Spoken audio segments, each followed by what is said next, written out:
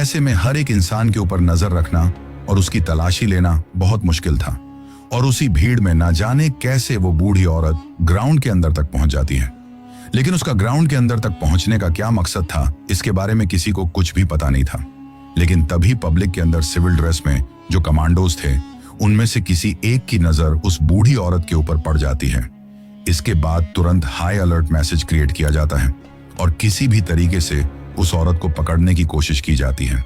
लेकिन भीड़ का फायदा उठाते हुए धीरे धीरे वो औरत लोगों के बीच से होते हुए सबसे आगे वाली लाइन तक पहुंच जाती है और ठीक उसी जगह पर जाकर खड़ी हो जाती है जिस जगह के सामने से होते हुए कुछ ही मिनट में प्रधानमंत्री मोदी गुजरने वाले थे। पर तभी एसपीजी की एक महिला कमांडो के द्वारा उस बूढ़ी औरत का हाथ पकड़कर उसे खींचते हुए साइड में ले जाया जाता है। लेकिन ताज्जुब वाली बात यह थी कि जिस वक्त वो कमांडो उसको साइड में ले जाना चाह रही थी,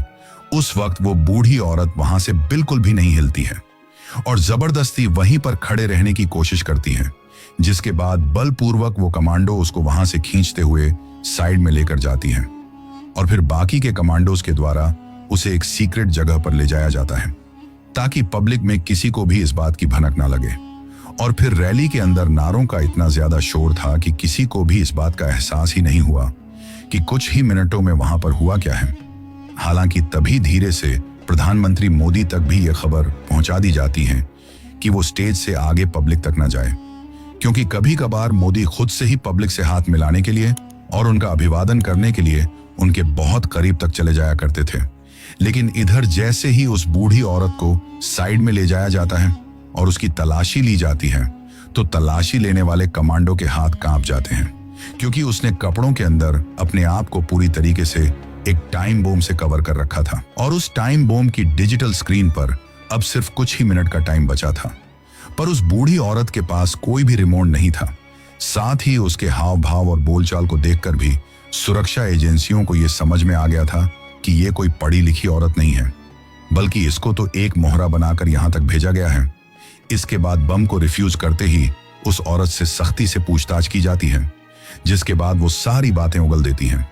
और उसी इंट्रोगेशन में मोहम्मद शेख का नाम निकलकर सामने आता है।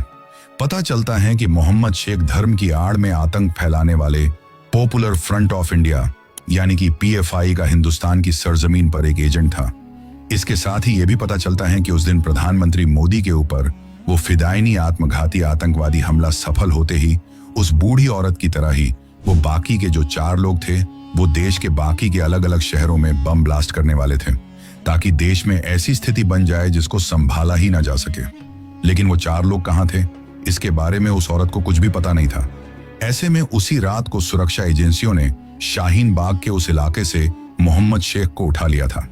लेकिन बाद में पता चलता है कि जिस वक्त उसको घर से उठाया गया था, उस वक्त अगर इस काम को करने में दिल्ली पुलिस और एनएसजी के कमांडोज सिर्फ आधे घंटे भी लेट हो जाते, तो मोहम्मद शेख शायद कभी भी पकड़ में नहीं आता, क्योंकि जिस वक्त उसके घर का दरवाजा खटखटाया गया था, उस वक्त वो अपने घर के अंदर हड़बड़ाहट में अपना सारा सामान ही पैक कर रहा था और वहां से फरार होने की फिराक में था, क्योंकि उसे पता चल चुका था कि मोदी के ऊपर उनका इतने दिनों से प्लानिंग के बाद किया जाने वाला आतंकवादी हमला फेल हो चुका है और इस फिदायनी आत्मघाती हमले के लिए उन्होंने जिसको तैयार किया था वो सुरक्षा एजेंसियों की पकड़ में है, तो अब उसको किसी भी वक्त पकड़ा जा सकता है। इस बात का उसे अच्छी तरीके से अंदाजा था।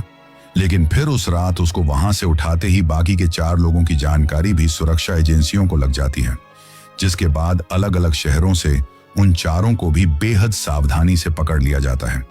और इस तरीके से भारत के प्रधानमंत्री के ऊपर और पूरे देश में अलग अलग जगहों पर होने वाले हमलों को सुरक्षा एजेंसियों के द्वारा नाकाम कर दिया जाता है।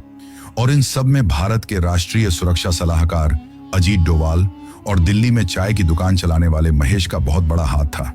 क्योंकि अगर महेश के द्वारा शुरू में मोहम्मद शेख के घर पर आने जाने वाले अनजान लोगों की इंटेल न मिलती, तो शायद इस कड़ी को कभी सुलझाया ही नहीं जा सकता था, और जब तक सुलझाया जाता तब तक शायद बहुत देर हो चुकी होती और वो लोग अपने मकसद में कामयाब हो जाते। दोस्तों, अगर हमारी ये 2D एनिमेशन वाली वीडियो आपको पसंद आई हो तो वीडियो को एक लाइक और चैनल को सब्सक्राइब जरूर करें। हम आगे भी ऐसी ही कहानियां 2D एनिमेशन के जरिए आपके लिए लाते रहेंगे, इसलिए चैनल को सब्सक्राइब करना ना भूलें क्योंकि आपका एक सब्सक्राइब भी हमें बहुत मोटिवेट करता है।